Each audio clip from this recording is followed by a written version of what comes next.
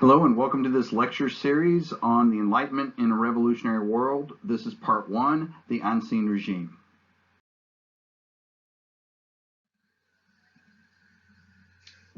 Life in Europe in the 1750s looked pretty much like it did in the 1550s, and arguably the way it did in the 1350s, right? For this reason, European society in the 18th century tended to refer to this order as the Ancien Régime, literally meaning the old order. Okay. A simple way to visualize this old order is imagine a pyramid, except a pyramid with a very broad base. At the top, you had the aristocracy. The aristocracy represented about 3% of the population, depending on where you looked, right? Different percentages depending on the nation. The upper crust of this aristocratic society was the landed aristocracy, right? Or also known as the titled nobility. This would include people like, dukes, marquises, margraves, counts, earls, barons, viscounts, right? Below the titled nobility, you had a secondary aristocracy. These are aristocrats without title. Right. This included knights, gentry, seigneurs, hidalgos, or in Poland they were called szlachta. Right. Some aristocrats without titles were rich, if not richer than some of the titled nobility even, and some of them were quite impoverished, right? Especially like szlachta and Spanish hidalgos. Theoretically, they came from very old families, and that's where the title comes from, but in reality, they had frequently died out and been replenished from below. The nature of aristocratic wealth had changed over this time, though. You are going to start seeing some evolution in this. You're going to have some that are holding office in royal bureaucracies because they rose there through fighting wars, right? You're seeing others that had gotten involved in trade and finance.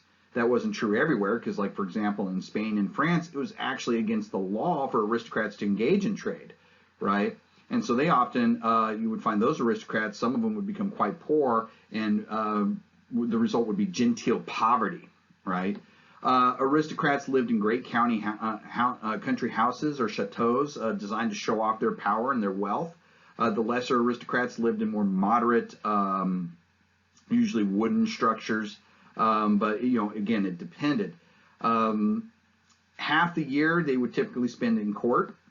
Again, depending on the nation. They would be in Versailles in France, or St. James in England, or Sassucci in Prussia, or the Schönbrunn in Austria, right? Right. So this is that upper crust. After that, you have kind of a middling order. Now, much of this middling order was made up of merchants and financiers. This is a relatively new thing. It definitely does separate it slightly from the more ancient structure of society, right? Many merchants actually would become quite wealthy. As a matter of fact, they would actually challenge the wealth of the aristocracy. And as a result, many of them would attempt to break into the aristocracy using their wealth as power, right? How could you do this? Well, for example, you would create a large dowry for your daughter, and then she would marry into one of those poor aristocratic families, right? It's a way for you to gain influence into them. Below that, though, you're going to have smaller tradesmen and craftsmen, small businessmen who sold items in shops, necessities in shops for lesser amounts, right? But they would form a kind of a middle class. They would form the middle of this pyramid.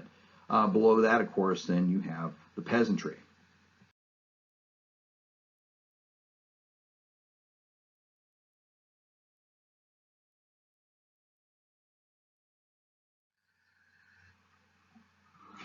The peasantry, of course, was the worst off of all these different groups, right? And they made up to 3/4 to 4/5 of the total population. Like I said, very broad-based of this pyramid.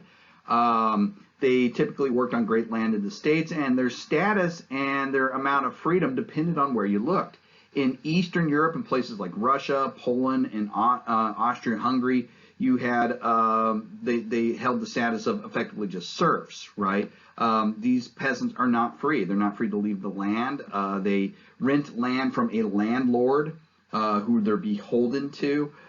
They would be required to farm land set aside for the landlord X number of days, and then the rest of the year they would spend farming that land that they're allowed to occupy in order to provide for themselves, right? The power of the landlords grew in Eastern Europe, in Prussia and Russia, especially because thanks to royal attempts to gain landlord support, right, for military adventures and things like that. Now in France, the peasantry fared a little bit better. Most of them rented, but they increasingly also owned land of their own, right? Now, you still had to pay immense seigneurial dues to the landlords because the landlords owned things like the grain mills and the local ovens, right? So if you needed to grind your grain to make flour, you needed to go to the landlord. If you needed to use the ovens to bake bread, you needed to go to the landlord, right? Same thing with things like presses for crushing grapes, what have you. Peasants in France were inferior in law to the nobles. In other words, the nobles were above the law compared to the peasantry. Probably the English peasants were the ones that were the best off.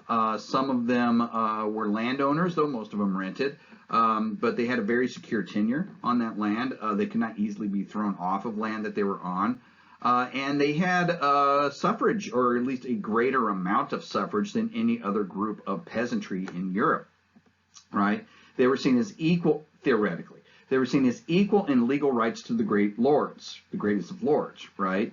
If you were a peasant that owned or rented land valued at more than £2 a year, you had a vote for the House of Commons, for the lower parliament. So if you had more than £2 of landed wealth, then you had suffrage, right?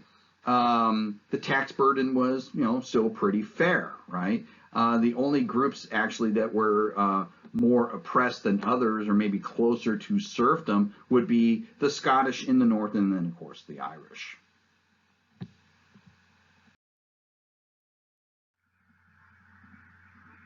Your lifestyle would also vary greatly depending on whether you were part of the aristocracy or on down to the peasantry.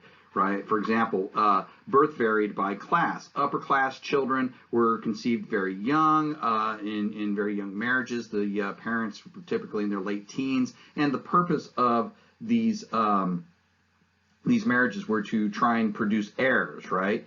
The middling and lower classes, though, would conceive children and have marriages later. Right? The experiences of the children themselves also varied by class. Upper class children were not reared by their parents. They were often handed off to wet nurses. And then if you were male, when you hit a certain age, you would then be handed off to a tutor, right? Lower class children were raised by their parents. Upper class males' education varied as well, right? Upper class males were often sent away to public schools once they reached the age between 12 and 14 years old. Now, these public schools were actually private and very exclusive, but for example, in England, you had Eton or Harrow or Rugby or one of the Jesuit academies in France or the military academies in Prussia. Okay, you would go there. By the time you reached the age of 16 to 18, you would attend the university. Typically, though, the purpose of the university wasn't so much to gain an education as much as it was to begin networking, right? Women in the upper class were often just taught domestic duties, how to run a grand household, right? The household of an aristocrat, right? Middling children saw growing opportunities. They generally went to, especially if they had enough money, they could go to grammar or boarding schools. The wealthiest of male children could attain some of the same universities that the aristocracy was attending, especially in England. Mercantile or craftsman children would often pay tuition and end up ultimately serving as apprentices, right? If you were a peasant, you had very little school, right? You maybe would attend a simple parish school. You might learn how to read, but most children were often farmed out, right? As workers, as laborers, right? But the 18th century did see a reduction in corporal punishment, increase in, or I guess a decrease in infant mortality, right? So an increase of children coming of age. You see less corporal punishment, and you even see the beginning of encouragement for children to play, right? So you start seeing toy stores for the first time. You start seeing children's books, the first ever children's books, like, for example, the Newtonian System of Philosophy adapted to the capacities of young gentlemen and ladies by Tom Telescope, clearly a pseudonym, right? That was published in 1761. Finally, marriage. If you're an aristocrat, your marriages were typically prearranged. That's why you married as a teen, right? And they were usually political. They weren't for love. So if you're an aristocratic male and you wanted to find love, typically you needed to do that in the guise of mistresses or prostitutes.